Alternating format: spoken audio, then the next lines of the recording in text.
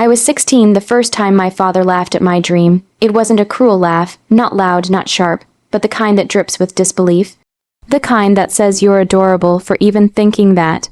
I had been standing in the kitchen, textbooks spread across the counter. Talking about my future like it was something I could reach out and grab.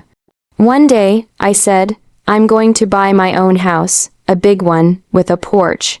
He didn't even look up from his coffee. He chuckled. You can't even keep your room clean.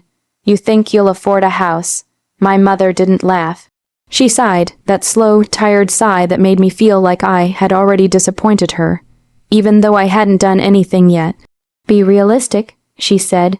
People like us don't get houses like that. You'll be renting forever. It's just how life works. People like us. I didn't know what that meant exactly. We weren't poor, but we weren't wealthy either. We survived. We paid bills. We complained about prices. But in my heart, I believed survival wasn't the same as living. That night I lay in bed staring at my ceiling, replaying their words. Not because they were loud, but because they were quiet and certain. As if my future had already been calculated and stamped with a red denied. The comments didn't stop there. When college came up, they told me not to aim too high. When I talked about business ideas, my father said, focus on getting any job first. When I got my first part-time paycheck and felt proud, he glanced at the number and smirked. That won't even cover rent in a decent neighborhood. Every dream I mentioned was met with caution, disguised as wisdom. They called it protecting me from disappointment. But it felt like planting it instead. Family dinners became comparison contests. Your cousin just bought a condo. My mother would say, the neighbor's daughter is already saving for a down payment. My father added. I would sit there quietly, nodding, pretending their words didn't sting. What hurt wasn't that they doubted the market. It wasn't that they warned me about expenses. It was that they doubted me. Some parents say, you can do anything. Mine said, don't try too hard, you'll fall. By 21, I had learned something dangerous. Stop sharing your dreams with people who don't believe in them. So I stopped talking. When I got good grades, I didn't celebrate out loud. When I worked extra shifts, I didn't mention it. When I researched savings accounts late at night, I did it quietly, door closed. The house became more than a building in my imagination. It became proof that I wasn't what they assumed, proof that my limits weren't pre-decided. But every time I started believing in myself, their voices echoed back. You'll never make that kind of money. Houses are for people with connections. You don't have what it takes. Maybe they thought they were being practical. Maybe life had hardened them so much that hope felt irresponsible. Still, their words sank into me like tiny splinters. Not deep enough to bleed, but deep enough to ache whenever I moved. By the time I turned 23, I realized something painful. If I stayed in that house, their doubts would become mine. And I couldn't afford that. Not if I ever wanted a place to call my own. I left home with 2 suitcases, a borrowed suitcase zipper that barely worked, and $1,200 folded carefully inside my wallet like it was something sacred. My mother hugged me at the door, not tightly, just enough to say she had done her duty. You'll be back, she murmured softly. The world is expensive. My father gave me a nod. Don't make stupid financial decisions. I wanted to say something bold, something dramatic. Instead, I just said, I'll be fine. But the truth, I wasn't sure. My first apartment was smaller than my childhood bedroom. The paint peeled near the windows, the pipes knocked at night, and the heater worked only when it felt generous. But it was mine, well, rented, but it was space that didn't echo with doubt. The first few months were brutal. I worked mornings at a cafe, tying my apron before sunrise. The smell of coffee clung to my clothes long after my shift ended. In the afternoons, I answered customer service emails for a small online company. At night, I freelanced anything I could do from my laptop. Editing, day to entry, tiny projects that paid just enough to matter.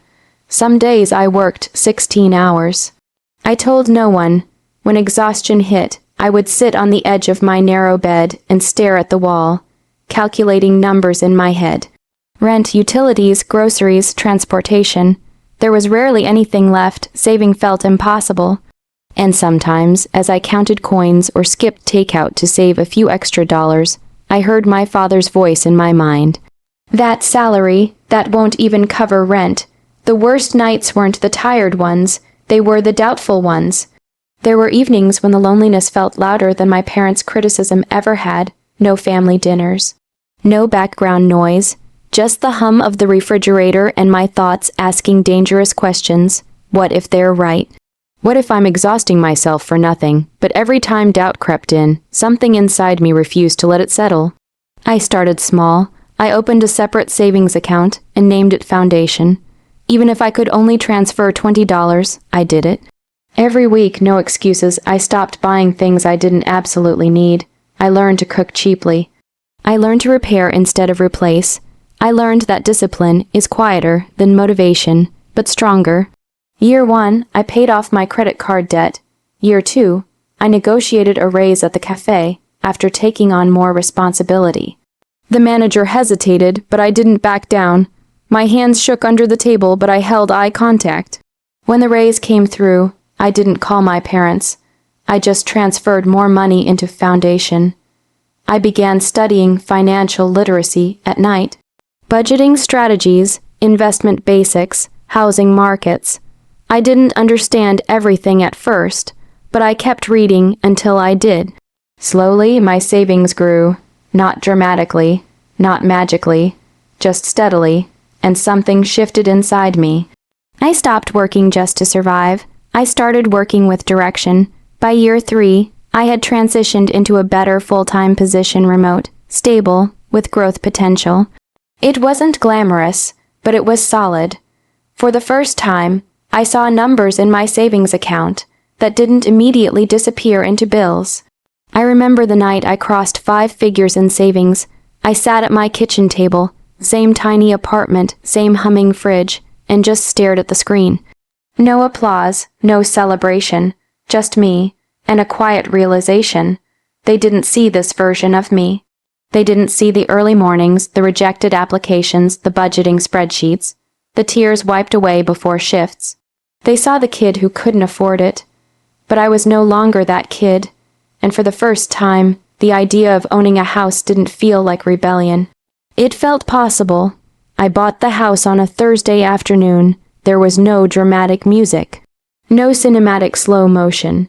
Just a quiet office, a stack of papers, and a pen that felt heavier than it should have.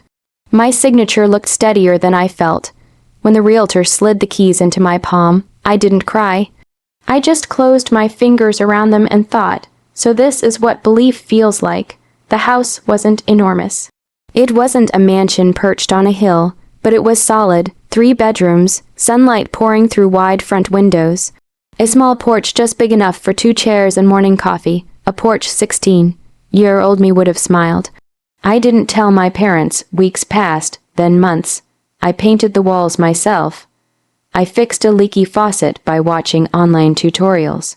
I planted flowers along the walkway, kneeling in the soil until my hands were stained brown. Every improvement felt intimate, like stitching a future together with my own hands. Sometimes I stood in the living room late at night, lights off, and let the quiet wrap around me. No footsteps above me. No landlord, no doubt echoing through thin apartment walls. It was mine, still. Something unfinished lingered in my chest. They had to know, not because I needed their approval, but because I needed to close the circle. So I called my mother one Sunday afternoon. "Would you and Dad like to come over for dinner next weekend?" I asked casually. There was a pause. "Over where? At my place?" "Oh," she said, "sure, that would be nice." Nice. Saturday came faster than expected. I cleaned the house twice, rearranged the table centerpiece 3 times, cooked dishes I knew they liked: roasted chicken, garlic potatoes, my mother's favorite lemon cake. As the sun dipped low, headlights flashed through the front window. My heart thudded once hard, but then steadied. I opened the door before they could knock. My mother stepped inside first, scanning the entryway. "This is bigger than your old apartment. We moved?" my father asked, stepping in behind her. "I did," I replied. He nodded slowly, absorbing the space. Rent must be high in this area. I smiled faintly. Something like that. They walked through the living room. My mother ran her fingers along the back of the couch. My father examined the crown molding like he was evaluating a contractor's work. It's a lot of responsibility, he said. Places like this aren't cheap. There it was again, the assumption, the quiet prediction of struggle. We sat down to eat. Conversation hovered on safe topics, traffic, weather, distant relatives, but tension threaded through every bite. Halfway through dinner, my father wiped his mouth with a napkin and leaned back. You know. He began with housing prices these days. It's nearly impossible for young people to buy. You'd need serious money, stability, planning. I met his eyes. I agree, I said calmly. It takes all of that. He nodded, satisfied with his own wisdom. I stood up slowly and walked toward the hallway table. My fingers brushed against the small wooden box I had placed there earlier. I had rehearsed this moment in my mind 100 times, but now that it was here, I felt surprisingly peaceful. No anger, no shaking hands, just certainty. I returned to the dining table and placed the box gently between them. My mother frowned slightly. What's this? Just something I wanted to show you. I opened the lid. Inside were the keys. Simple, silver, attached to a small brass tag engraved with one word, home. I slid the box across the table. Soft, steady, deliberate, it's not rent. I said quietly, I bought this house. Silence fell. Not heavy, not explosive. Just absolute. My father stared at the keys like they might rearrange themselves into something more believable. My mother's lips parted slightly, but no sound came out. And in that stillness, I realized something powerful. For the first time in my life, they had no prediction left to give. The silence at the table was heavier than any argument I had ever had with my parents. It wasn't loud. It was a quiet, suffocating weight, as if the air itself had stopped moving. My father stared at the keys like they were a puzzle he couldn't solve. My mother's fingers hovered over the edge of the box, trembling slightly, as if touching it might shatter reality. I watched them, not with glee, not with triumph, but with calm, quiet satisfaction.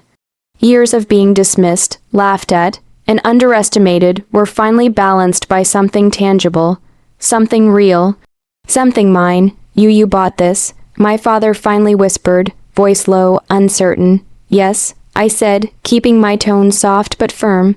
6 months ago. My mother's eyes brimmed with tears, and for a moment I almost reached across the table to touch her hand. But I didn't, not yet. I wanted this moment to belong fully to me, to the version of myself who had sat up late at night budgeting, scrimping, sacrificing.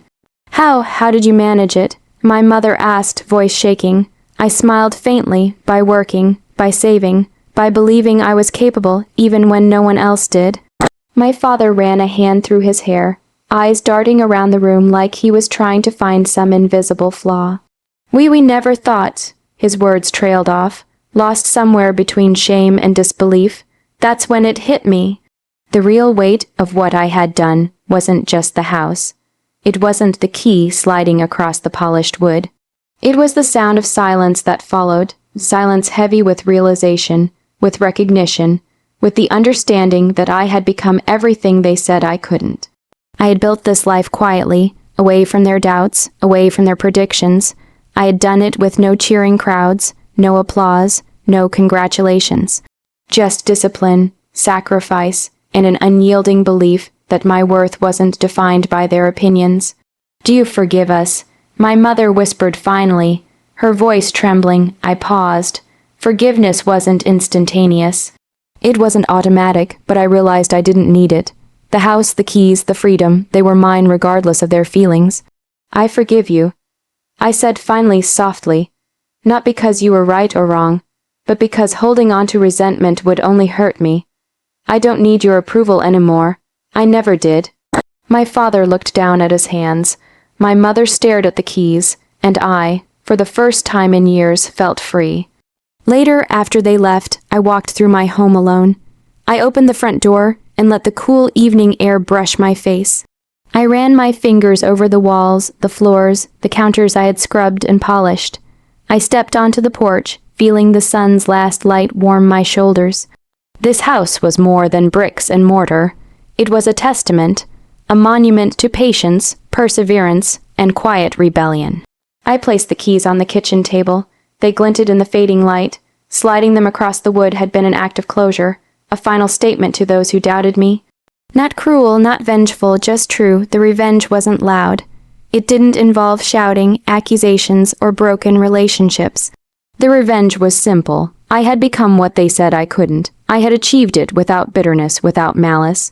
And as I sat alone that night, listening to the hum of the refrigerator and the creak of the settling house, I realized something profound. The house wasn't the victory. It was me. The keys weren't the revenge. They were proof. I had survived doubt. I had survived dismissal. I had survived myself. And now, every time I unlock the door, I hear not metal scraping against metal. I hear freedom, possibility, quiet triumph, and I smile, because at last the 16-year-old who was laughed at has a place to call home.